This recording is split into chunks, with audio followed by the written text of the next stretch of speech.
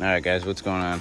So today what we're going to be doing is going from a semi-stock so-called cold air intake, which is only this short, and this is where they had the intake. There was the mass airflow sensor, this right here, the coupling, it actually goes here, and the kit that I bought reuses this piece but gives you an adapter right here. So if you have a completely stock car, there's going to be an air box here. It bolts like here, and there's some rubber things that it sits inside, because I've worked on stock ones. So it basically sits inside there and then bolts in a couple spots, and you have your mass airflow sensor clip here. So get the box out, couple hose clamps here and there, get the tube out of the way, which I already did. There's a bolt here right on the top of the plenum.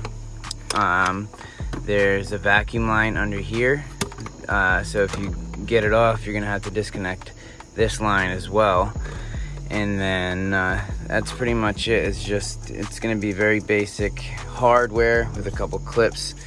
And this is the new port for the PCV, so that's going to plug into there, and then I'm going to a true cold air intake, which is going to take and put the intake right down inside there. So when you come up here and you look, it's going to sit right there. So it's real cold air that it's getting, and it's protected from the elements from underneath because it's an enclosed spot right here. So it's a perfect vent.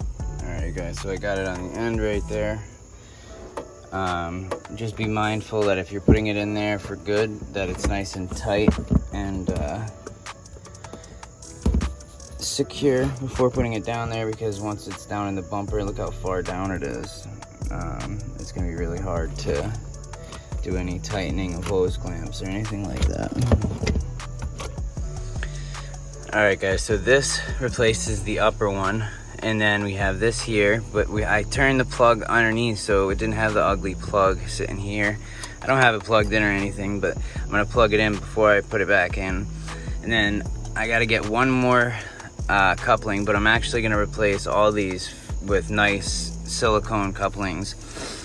And then this comes down, and the air filter will sit right there, and I'll show you in 1 second. But the only other thing that I really had to do was make a mounting position for this to make sure it was nice and stable, but also had a little bit of give to it, because the engine does jerk and twist. And these silicone pieces, they allow for some movement, and also when they get warm, they move quite easily. So this right here should have no issues. But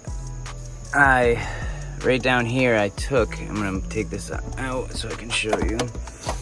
I took a bolt and welded it right here, upside down, and then I can take this nut and unscrew it to the height that I want this at. I just made sure it was right, so this sat on there like that, and the pipes still went on. Hold on, I gotta get it. So it goes on like that, and it gets held like that, and I can move the nut up and down, and I'm gonna have another one on top to tighten it down to it. And this will give it nice positioning. So this, the cold air intake that we're gonna be running today is actually, it's under $100, which is hard to find, because most decent cold air intakes are gonna run you $300 to $400. Now this one's a little bit different than the exact stuff I got in the package, but in total it cost me about $150. So in the pack, for about $70 came the piping, and then it came with black couplers.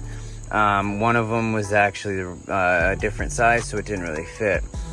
So, and it came with the filter, which is down there. I actually switched the filter because it was red. It came with a red one, and this white one was on the Subaru. So I switched the one with the Subaru and put the red on the Subaru and the white on here because it looked better. But no difference. So it came with the piping and the the filter, also came with the couplings. So you could, it was like 80 bucks with shipping and everything. So this whole setup could be exactly like this for 80 bucks. But I went and I got better couplers. These were 10 bucks each. So it ended up being 100 bucks. Because these were a little flimsy on the other ones and I didn't like the hose clamps. So I went and I bought nice couplings from O'Reilly's and threw those on there. All right, guys, so besides what we got going on here, this is just the beginning of the actual upgrades that we're doing.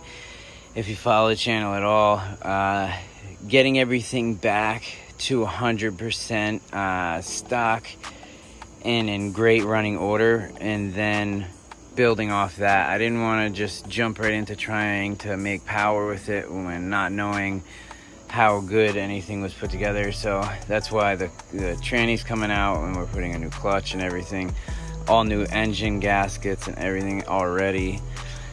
Now it's for the upgrades.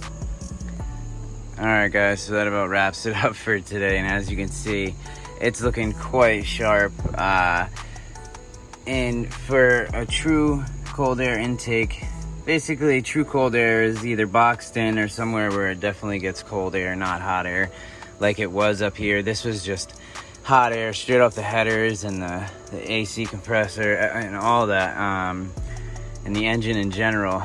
So getting this down into the bumper like it would be in OEM, where they have the box and then the pipes that end up, that's originally where all the stock air ducting goes.